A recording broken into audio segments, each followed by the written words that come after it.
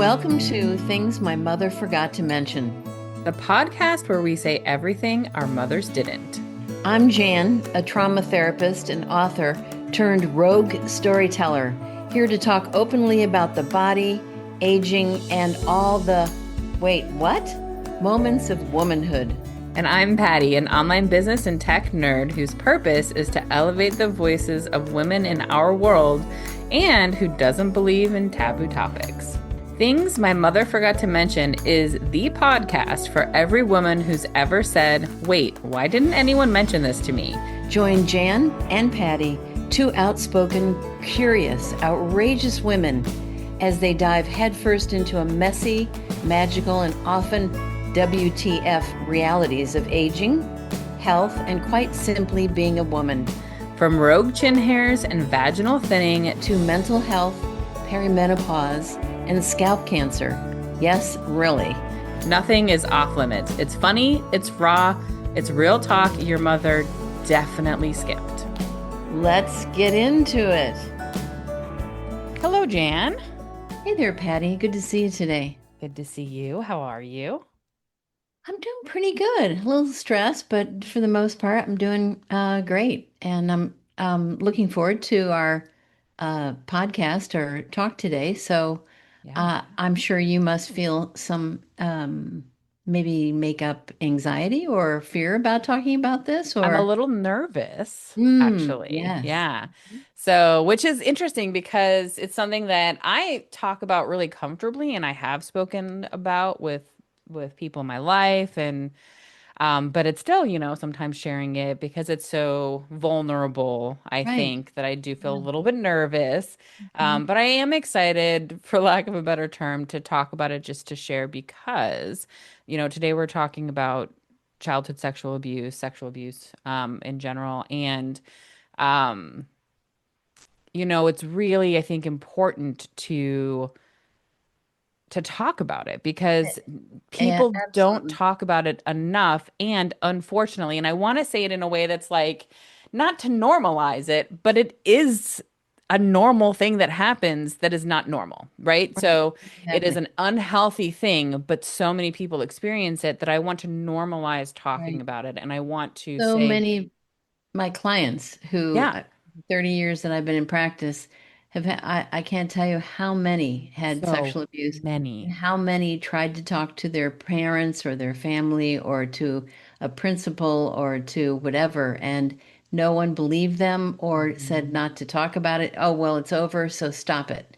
And Right. because and it's deadly and it's really in the past. I'd say probably 5 to 10 years, it's becoming more open. People are talking about it, but it's rampant years ago and Yeah. still is. Still And is. no one wants to talk about it. Right. No Because one it's wants to uncomfortable and disturb the it's, peace. yeah. And so I think before we get into it, I want to say a couple of things. So, one, I want to acknowledge that this can be a really triggering topic for a lot of people. And so, if you're listening to this, and you don't have resources available, or, whether that be a therapist or somebody you care for or your own internal resources, it might be a good time to pause and get that before you listen. We're not going to talk about anything in detail. We're not describing anything. Correct. We're talking more about the experience on a higher level and impact and how to kind of move forward from that. But it is something that, and if you haven't experienced it, I think it's great to listen as well because you likely know somebody who has, whether or not you realize it. Mhm. And so understanding what people go through can be really helpful for you if you've never Right. experienced it so that you know how to support people in your life. Also, what's really important about it, besides supporting your friends who may have gone through it, is if you decide to ever be a parent, Yeah. you're going to want to make sure that you see the signs and you protect your child because it's out there. Yeah. Yeah. And statistically, so I did look up some statistics Oh. as before I got into this, and it is 1 in 5 girls Mm. and 1 in 20 boys experience childhood sexual abuse. And it's typically the ages of 7 to 13 that children experience that the most. It's the most at risk age Hmm. ranges for childhood Okay. sexual abuse. So at 1 in 5, that is, think about our Amazing. population. I That's mean, yeah, unbelievable. the chance that you know somebody is 1 in 5. So you very likely, whether or not you realize that you know somebody, and the same with sexual assault. So if you're listening to this, I'm excited to have you here, and I'm happy to to share my experience. Well, one thing I appreciate about you, Patty, is that there's so much shame attached Yes. to people who have had sexual abuse that they don't want to talk about it. Yeah. And just like Kathy was really, she was really adamant and she was like, this is to teach all those women about menopause, for you Yeah. to do something different. And this episode is really, in that way, the same thing is, Yes. okay, listen, and even though you're feeling triggered, this is really important that people talk about it, even though people feel a lot of shame. Yeah, So I absolutely. And appreciate you doing this. yeah, and I think I'll talk about that as well, but I've definitely had that, of course, feeling shameful, feeling broken, feeling dirty, feeling like it's my fault in some way, but it's never ever No. your fault, ever. And there is nothing shameful about it because it's not your fault and you did nothing to Right. cause that. So my experience, and I've mentioned this a little bit in a previous episode, but so I was sexually abused by my father, and it started when I was under 2 years old and lasted until I was about 8 or 9, which is when he moved out. My parents got divorced, and he remarried his ex-wife. And so when he moved out is when it stopped. But basically, as long as he was living with us, it was happening. And so for me, it was very long term. It was very frequent. And so it was pretty much made up my childhood, right? And so, So, wow. yeah. So, the first questions that go into my mind is, so did your mom know anything about it? Mhm. And the second one is if she did, what was she doing to protect you or other children in your family? Right. So, the first time I ever said anything, it was to actually my paternal grandmother, so his mother. His mother. So I was very close to her. And so I was in first grade. That was the first time. Well, technically the first time I said something, I think I was like 3 or 4, and I like had walked out in the living room or something and said, "Daddy touches me here." And my mom heard it, and she was like, I was wetting my bed still, so she was thinking, "Oh, well, we check her at night to see if she's wet." And so that's what she thought. But so this is in the early 80s, and she remembers thinking, "Thank goodness no neighbors were here. What would they have thought?" Ironically. See, that's Um, what everybody does. What is right. everybody going to think? So let's keep Right. Well, we wish that they quiet. had thought something because.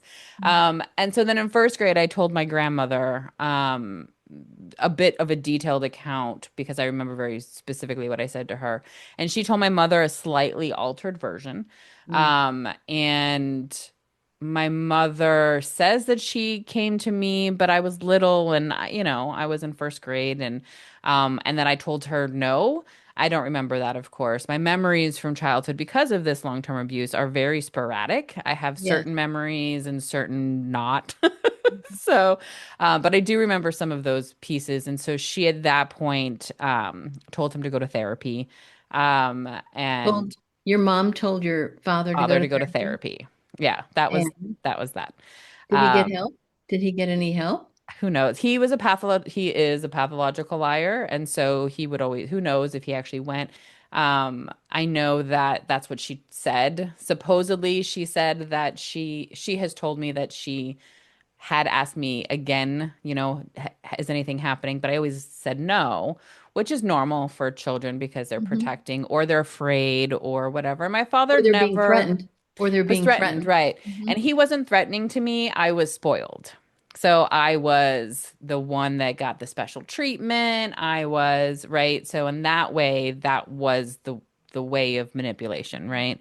But I wasn't ever threatened by him. Like I was never said something bad is going to happen if you say anything. It was just sort of an unspoken thing. And I think for me, because it started when I was so little, I didn't Oh, know any better. Like I just know it was something happening I didn't like. I didn't know there was something wrong with it, right? mhm. Because it was all I had known. Right. So I didn't know how to speak that. So it wasn't then until, and then I had said things like I'd say something to a friend of mine, and she stopped talking to me immediately. But I didn't know, right? I think I said something like, "Oh, my dad and I have sex," or "My dad has sex with me," and she was like, "What?" And the next day I went over. She was my best friend, and I wasn't allowed back in their house. And so, like, she had told her grandmother did nothing about it, and then just I was banned from their home. So she was how old when she said that my daddy has sex with me?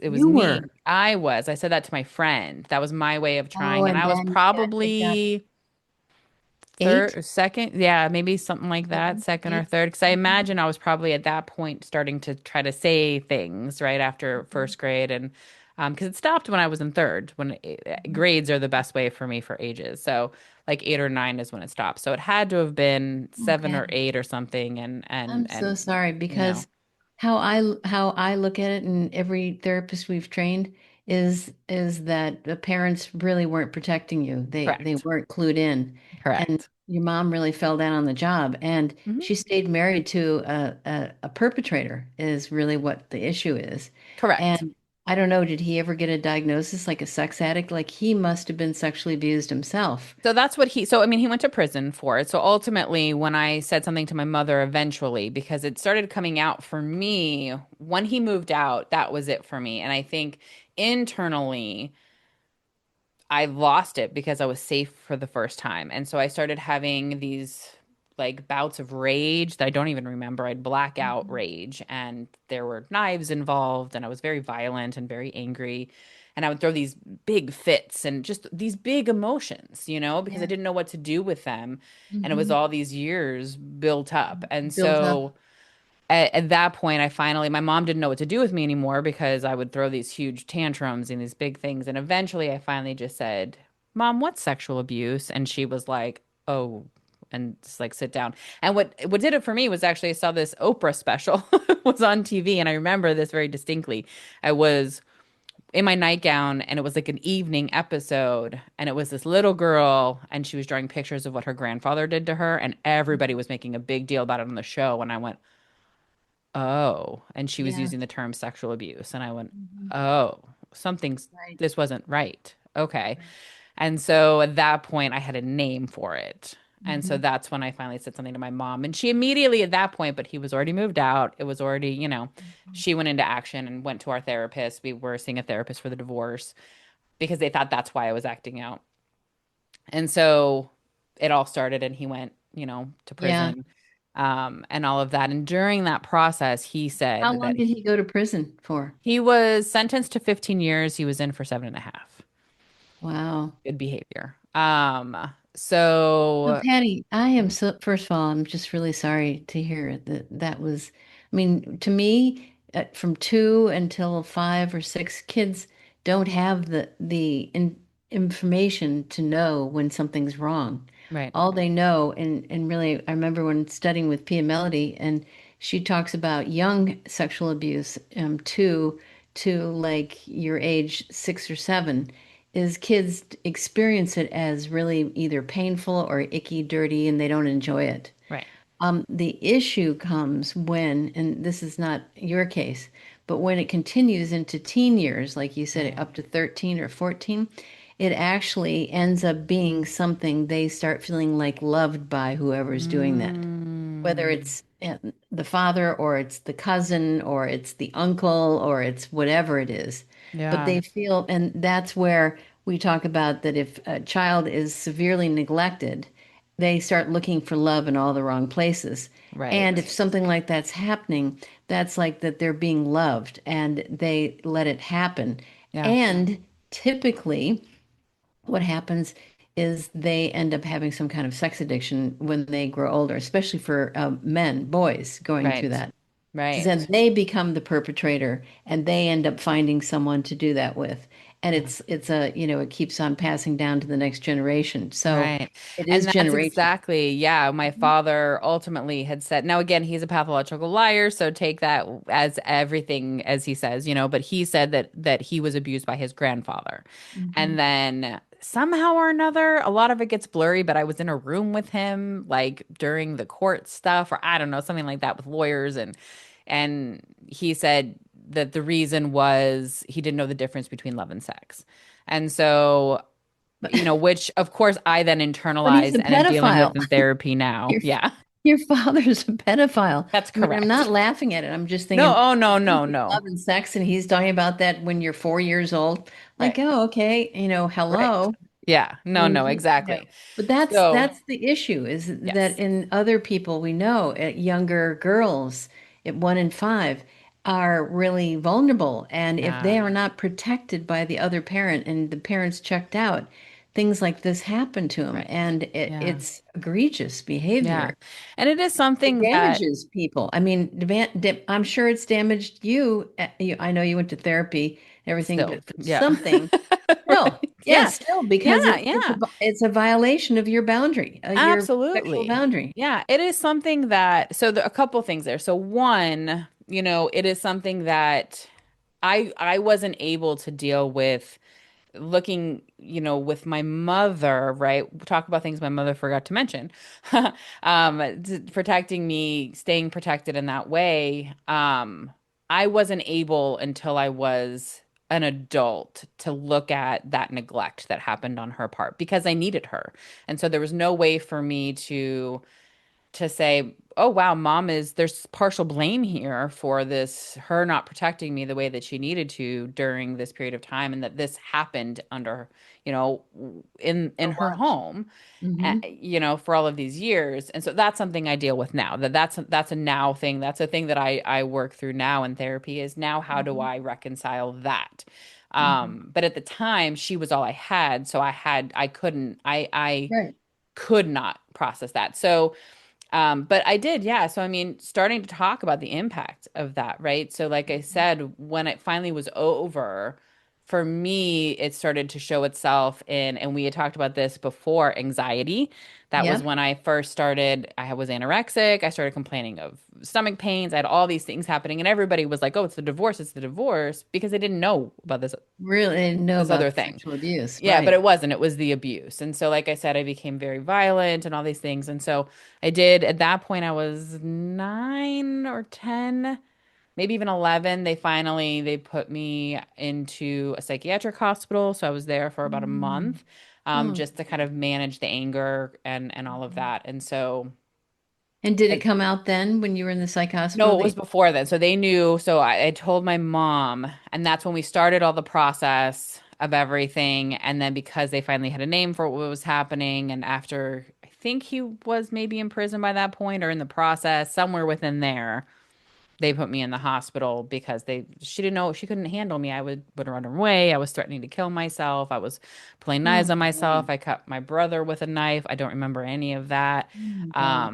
I was just not I wasn't available anymore in my mind. It was too much for my little brain to deal with. And so that's how it was Well, I coming mean, out for let's me. talk about that for just a minute. Your Yeah. brain. I mean, in my book, I talk about this that our brains are still, when you're very young, there's not a lot of myelination. It's all No. mostly sensation. It's all information that comes in through sensation and Yeah. vision and sound and touch, Hmm.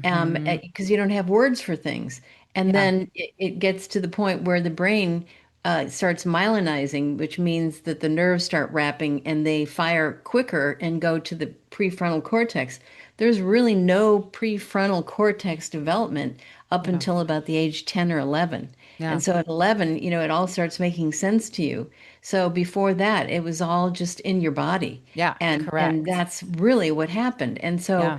part of it is then once you get more prefrontal cortex on board, you have the ability to kind of see things, and it's the executive functioning comes in board, and Right. that's different. And that's what I'm saying is that all of yours was so young, it Right. really went inward.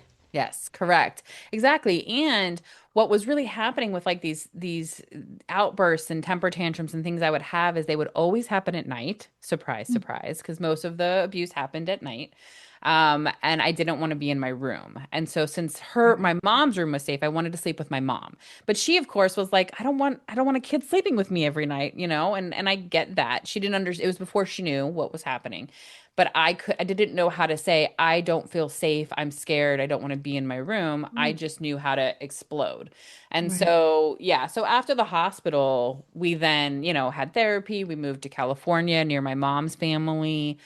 And I was in therapy then, individual one-on-one therapy for quite a while. I still dealt with a lot of anger issues. I still dealt with a lot of, at that point, still shame. And we've talked about this before too, that when people go through sexual abuse as a child, oftentimes, as you said, sex addiction can happen and things like that.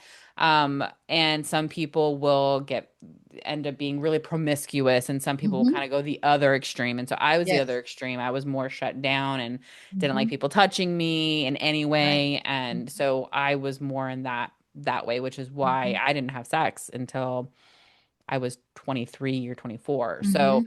because I was so shut down and Right. and I being mean that touched was difficult you for weren't me. protected, so your Correct. body protected you, you Yeah. shut down and I mean that's something, that happens to people who've been sexually abused too, is that some of them shut down, use big walls, and Yeah. sometimes they even gain a lot of weight just to be really protected, Yep. you know? Hmm.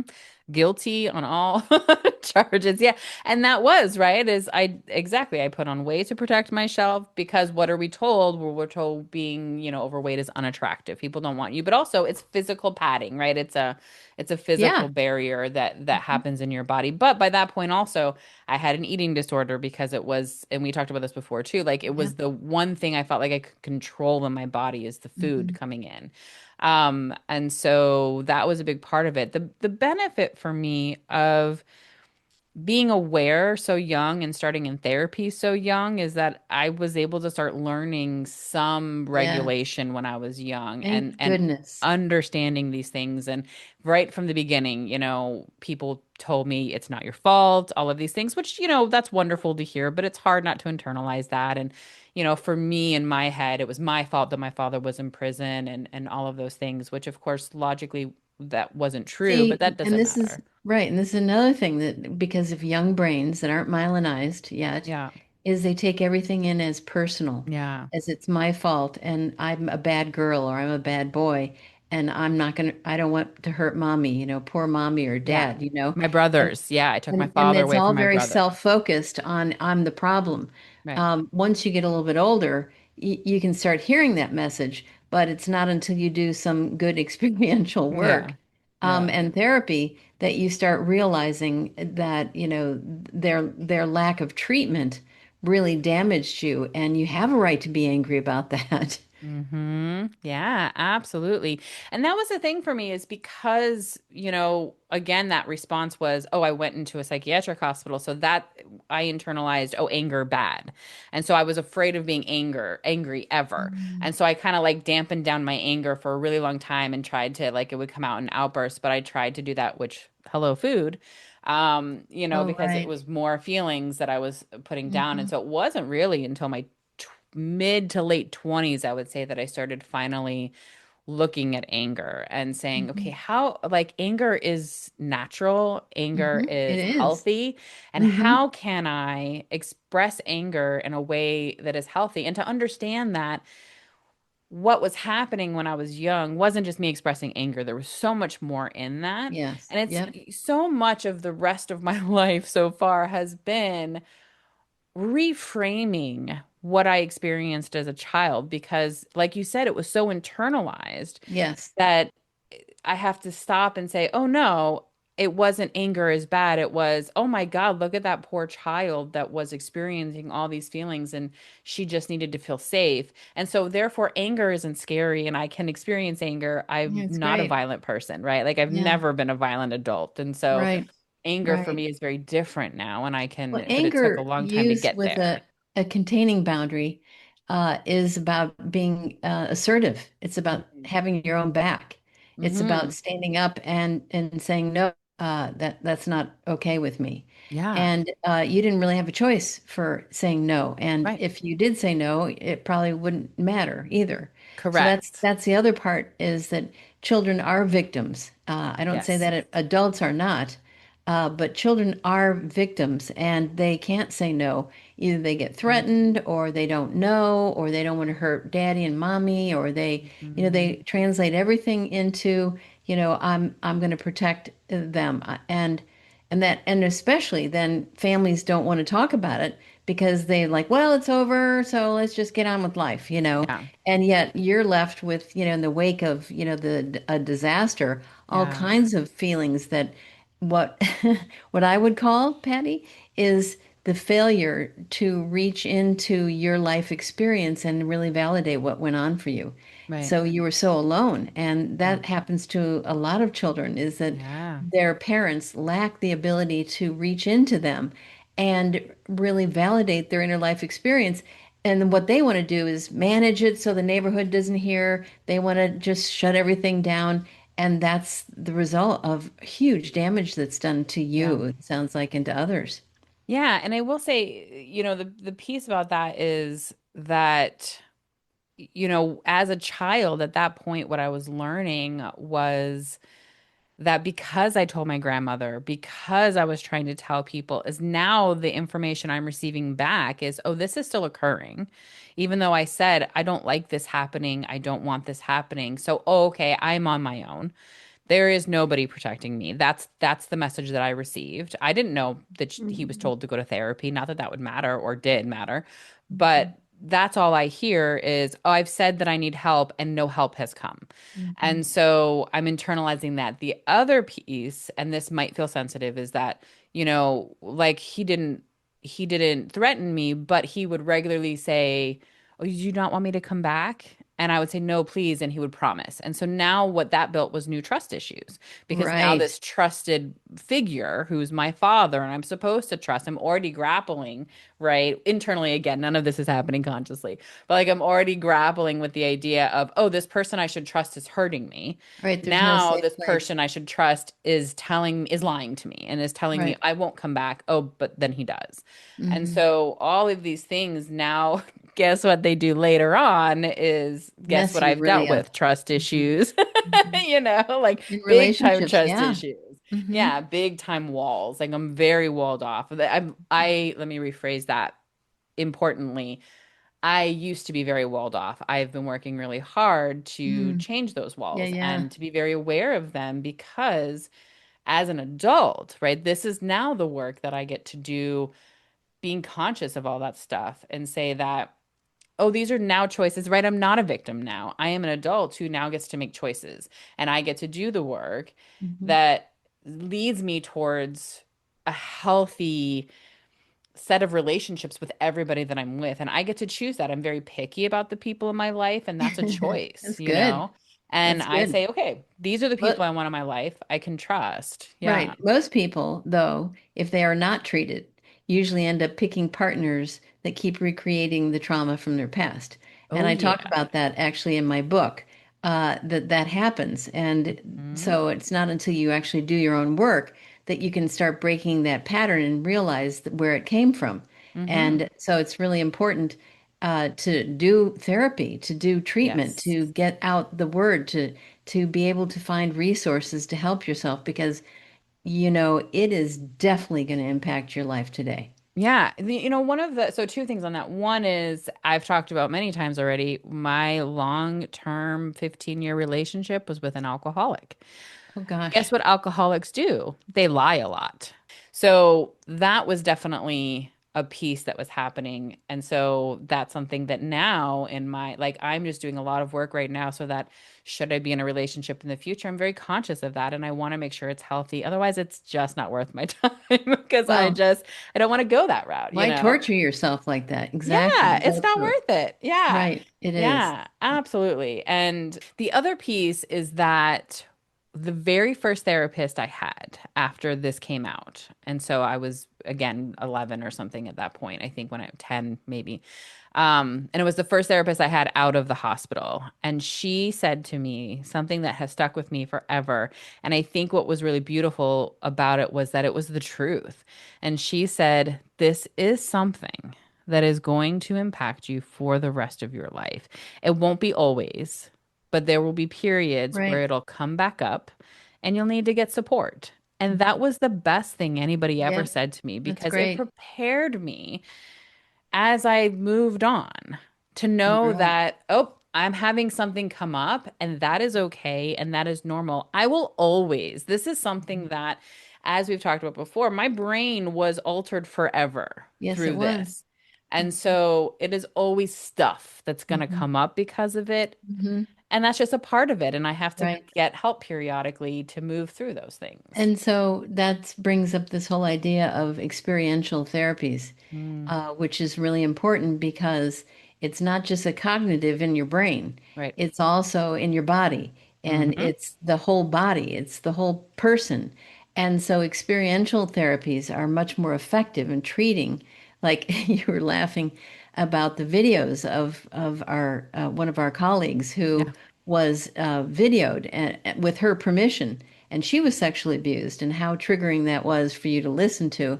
Hmm. And she did a lot of the training with us and did a lot, as you heard, work around addressing her parents. Yeah. And that's actually what we call gestalt or chair work. And some of that's really effective for people because it's a part of you for the rest of your life. Absolutely. And it's not all of you, but it's a No. part of you Yeah. because of what happened. So, Yeah. uh, Yeah. And when I was a teenager, I did some group therapy. I've tried group therapy a few times. I personally struggled with that sure. because in those particular groups, there were a lot of people in stages of victimhood. And that was Uh-oh. difficult for me Yes. because, and again, I think it's one of those things I feel lucky for that I started so young with my therapeutic journey. Mhm. Um, that by the point I was in these groups, I was like, but I don't feel like a victim. Mhm. I was a victim of this You thing that were when you were a happened. child. You were Yeah, definitely a but victim. I'm not now. And there Hmm. there are sometimes people who are still living in that victim space, and that's Yes, not they how I are. choose to be because again, it's a choice at this point. And I say that to say it's not that I can push the stuff away. It's that I choose that when it comes up, I say, "Oh, alrighty, it's time to go back and do more work." And What? it's time to, That's right. it's just a part of it. And That's what we so, call the wiser part of you, the wiser right. self, the functional Yeah. self, you know. Yeah. It is a Yeah. part of you. And some people probably in that group, what I'm making up is that they were living out of their victim part, you Yes. know, and they Yeah. hadn't transitioned to, Hmm. okay, now what are you going to do with your life? And, Right. you know, so much, I was just thinking for resources, we should put in my book and also another book that's by John S. Webb called Running on Empty, which has to do Mm, with childhood emotional neglect, where yeah. a parent doesn't reach in or believe their child on what's going on. So, Yeah.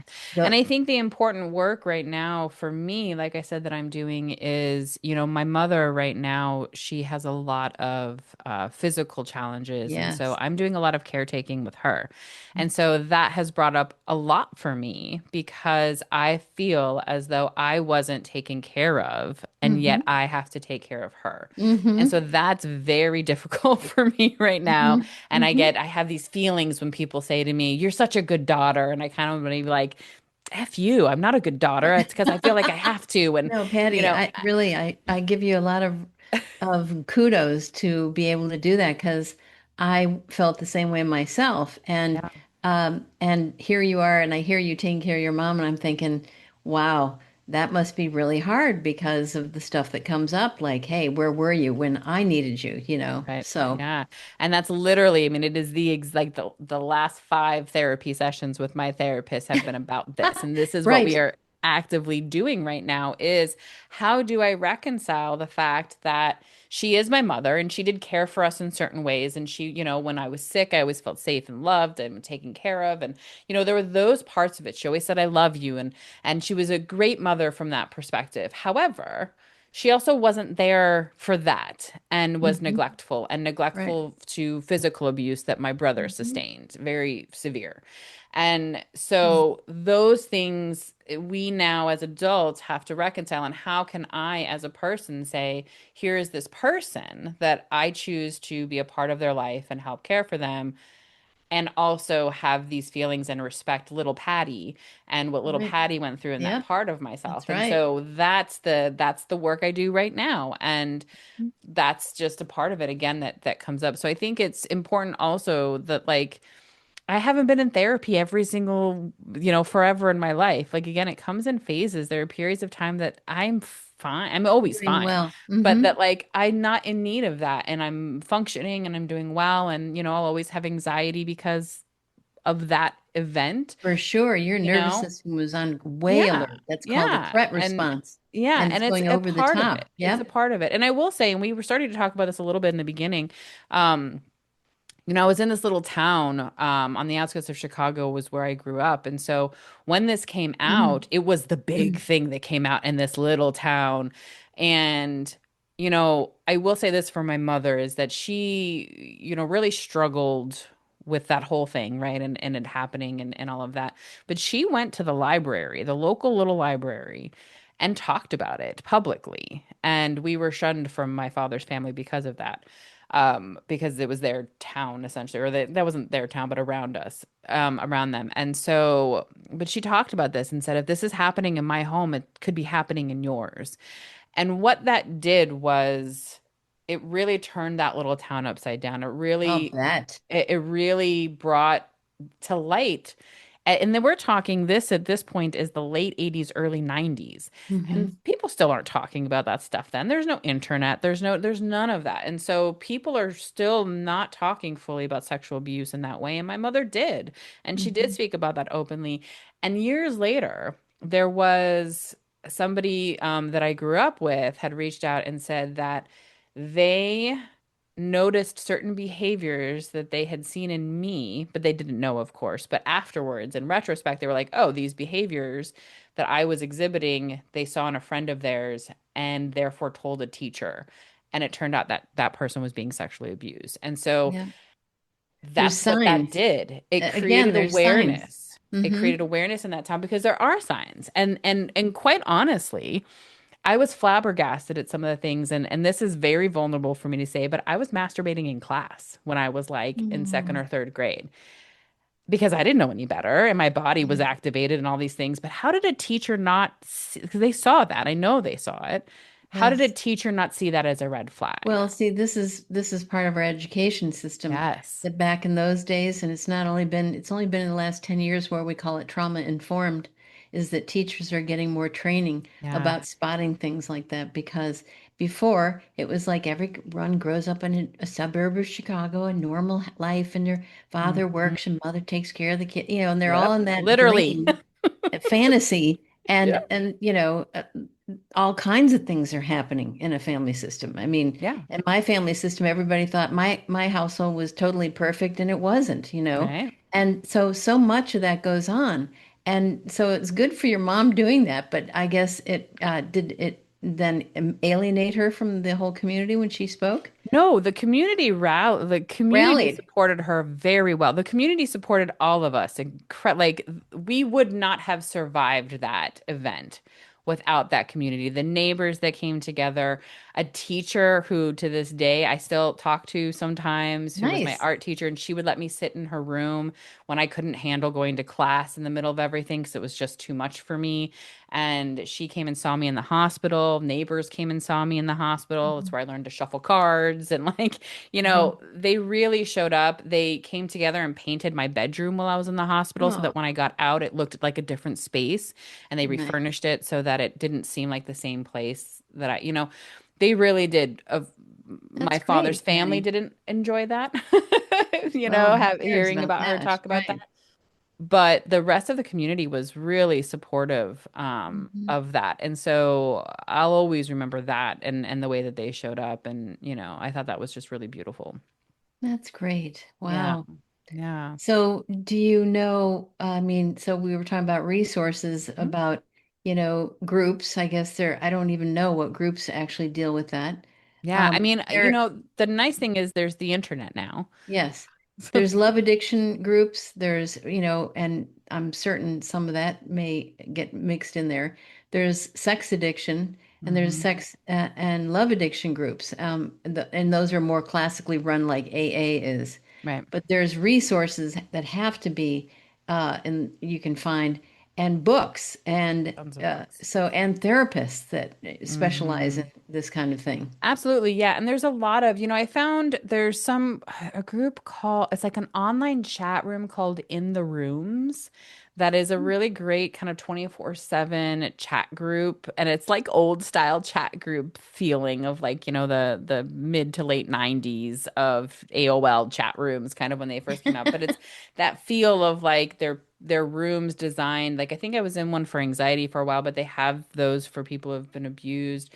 But I would say, if you want community around that, try a group, and maybe a group is where you're at. And it's okay to feel victimized if you're just now, because that's the other piece is some people don't remember that they were sexually abused until they're an Right. adult. So they still have to True. process all of that. I got to process it when I was very little.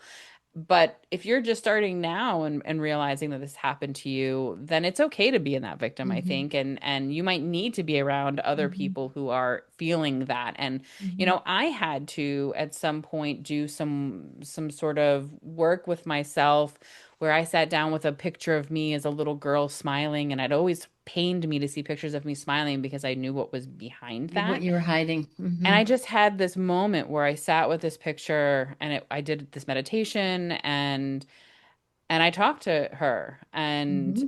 just said all of these beautiful things and how much I held her and understood her and loved her and that I'm here for her now and I'm here as an Right. adult to protect her and all these things. And like That's very experiential. That's it great. was incredible. And at the end, I looked at it and I swear to everything. I saw her smile get bigger. It was such an experience for me. So there are really just beautiful, powerful things you can do to support yourself and stop and respect the fact that this happened. Mhm. And it- that sucks. It Right. is an awful, awful It thing to is. have It happened. is. And feel sorry for yourself for a Mhm. moment and give yourself that love that you didn't get in that protection. Right. And the best part is you now get to be the person to protect you in the Yes. way that you maybe never were. And Eddie, it you is sound so like you just beautiful. you sound like you're describing the workshops that we do. That's why I love I'm doing them so. That's why I love babysitting them and hanging out in them so Well, much. Yeah, because because I'm saying, we talk to the different parts and tell them that you love them and that you're showing up to protect them. And we also do Gestalt work and work with the parent and give back to the parent how they didn't protect you and how angry you have a right to be angry. So yeah, I feel like well, it's true. Maybe you've been listening in, but yeah, that's what I'm saying. Experiential work really helps. it And does. that little precious girl who was victimized and wasn't protected, being able to look at her and tell her how beautiful she is and how wonderful she is, and it was never her fault. And eventually, some of that gets in, and you can hold her with a lot of compassion and care, self-care. Hmm. So that's Yeah. great. Yeah, so I think, there's a book I'll put the name of it in the resources because I can't remember it right now, but it is one I got recently as well about sexual abuse, childhood sexual abuse. And I think it doesn't hurt to read those things. And I think making sure that you find a therapist that here's the other important thing, and I've mentioned this before as well, but like making sure you have a therapist who isn't a new therapist when you have that kind of deep trauma, I call Yes. them baby therapists for lack of a better term, but like make sure you have somebody who's been practicing for at least 10 years and Right. has, And let me just say an and yeah, there. And they have to know about childhood developmental and relational trauma. They yes, need to have a specialty there and know really where you're looking at the past so you can understand the future and work with it. So yeah, that not yeah. every therapist gets that, I'm telling you. Correct. Yeah. Yeah. It's really, yeah. And I've had really crappy therapists that I'm like, I'm literally sitting here and we're just talking about my day and I'm getting nothing. And I've had some that have changed my life. And the one I'm That's with right great. now is really phenomenal. And we're doing, That's awesome. The same as with, anxiety and stuff, where we did a whole process of ART, the Yep. accelerated response therapy. Is that it? Resolution Accelerated therapy, accelerated resolution. Yep. resolution therapy. And we did that around my abuse, and where essentially I pictured it, and it didn't have to be in detail, but it was just like a passing movie kind of it. Hmm. And as we did this, it was kind of this process, and it's the same as like the eye movement, except she's using her Yeah, hand it's and like I follow her EMDR, hand. or brain And spotting. right, very similar. And at the end, when I then went to think about the event, I don't see the detail that I used to be able to see because again, it happened so long that I Hmm. remember it very vividly. It was like there's a frosted glass in front of it or something, and so Hmm. I couldn't see Hmm. it fully, and I didn't get triggered as much. Somebody can talk about something, and I don't feel kind of the deep triggers, and so there's a lot of really powerful trauma work, and I will say, and I'm Thank giving a goodness. plug for Hawkeye, because the Healing Our Core Issues Institute that Jan runs with her partner Rick, and because part of that work, I get to sit in on these workshops that of therapists being trained to do these modalities. It is it's why I love it, because it's work that I think is so powerful and is so needed, and I can see the power in it, and not just watching these videos of examples of people using it, but just how you talk about it, and the way that you describe it, and the way that you talk about reparenting yourself and identifying these parts, and it is trauma work that I think is gorgeous and I think is so powerful and so important. So I highly recommend looking into that Well, as thank you. well. And And if you want an intro to it, you can check out my book, which is going to be republished in about a week, and that should be in the resources page. So, yeah, and what's the name of your book, Jan? Gifts from a Challenging Childhood. That's right. Yeah. Healing the Legacy of Childhood Trauma. That's what Yeah. it's about. Yeah. Mhm. So And there's this so is the much help. legacy. It Yeah. is a legacy, and that's Yeah. that's the toughest part about this whole Yeah. thing, is that it keeps getting passed down from one generation to the next generation Right. until someone turns and decides to stop it and to change Correct. it and do the Yeah. work for it. Yep. Yeah, And and you and I did. and yeah, and I want to say one more thing here on this, because this is something also recently that I never spoke about, that I just was dealing with in therapy before the mother piece. So what you're dealing with before that was that one thing my glorious father said to me before he went to prison was that, it had happened to him, and he said to me, I sure hope you don't do the same thing that I've done. Or Hmm. I hope something like that. But he said it in an icky way of Yes. like, you're Yeah. probably going to be like me. And so I internalized that my whole life. And I was afraid to be around children. I was afraid Oh, Patty, that it's if I looked at my horrible. my niece or nephew for too long, somebody was going to think, oh, she's thinking these thoughts about, all of these things that were happening in Mhm. my head. And like I've been waiting as if I'm a ticking time bomb, and that one day I'm suddenly going to look at children in this way. But I haven't. And it doesn't mean just because it's happened to you that you're going to do that. You're No, it going to doesn't. be that. Like it is a choice that you make. And to be fair, like it's never been something that's even crossed my mind as like I've never been interested in that. But that fear has been a part of me. And I Mhm. know that my brother has experienced that fear, even though that wasn't done to him, but it was his father who did it, like, and Mhm. so just know that just because you've experienced this doesn't mean you are going to pass that No, legacy on. it You get to doesn't. make a choice. You Right. get to take care of yourself. You get to heal yourself.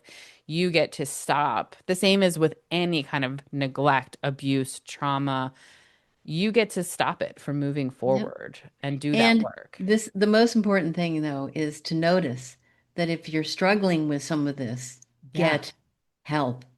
Yeah, yeah. And that's the other thing too, is that if you are having those thoughts and have not done something, go get help. Please get help. Get help. It doesn't mean you have to go that route. Like, And don't. it doesn't mean, you're a bad person. Right. It means something happened to you that you still need to Yes. work with and struggle with. Hmm. Yeah. Yeah. You don't have to be like demonized or Right. anything like that. Exactly.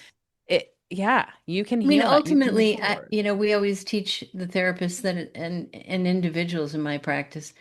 I teach them the fact that that they were a victim and now they're not a victim and they can make choices, and Yeah. choices are really important. And if you start having tendencies where you feel like stuff is out of control, then you need to really reach out and get help. And we're all human. We're Yeah. all like bozos on the same bus here, Yeah. it doesn't matter. Yeah. And being human, just like your mom and your dad were human, Hmm. and they really fell down on the job Correct. and they were very untreated. And Correct. so were my parents, but it just showed up different way. So Okay. this is the plug for doing trauma work. So Yeah. Yeah. Do the work. It's hard. Sometimes it's tiring. Sometimes I sit and I cry and I'm like, why? Why do I have to do this forever? But you know right. what? I'd rather do that forever and learn to be at peace and happy and move forward than Yes. live in some other dark place in myself. So it's just, Yeah. you know, That's it's great, okay to Patty. feel sorry sometimes for yourself. Feel sorry, have your pity party, and then move on, you know? Well, Patty, thank you so much for being vulnerable, first of Yeah. all, and for sharing your story. And I really appreciate your honesty and your being authentic. So, Yeah. Thank you. And I'm excited to share some resources and yeah, to everybody out there, just hang in there, do the work, and you're going to be okay. that's great. Thanks. Thanks for listening to the podcast. If you like what you've heard, please share it with friends, subscribe, and leave a review. And remember, information shared on this podcast is not medical advice. If you have a concern about your physical or mental health, please seek support from a professional. If you have a story you'd like to share about things your mother forgot to mention, you can apply to be a guest. We'd also love to hear a quick 90-second thing you've learned in your life. You can find links to both of those over at our website at thingsmymotherforgottomention.com or in the show notes. Thank you.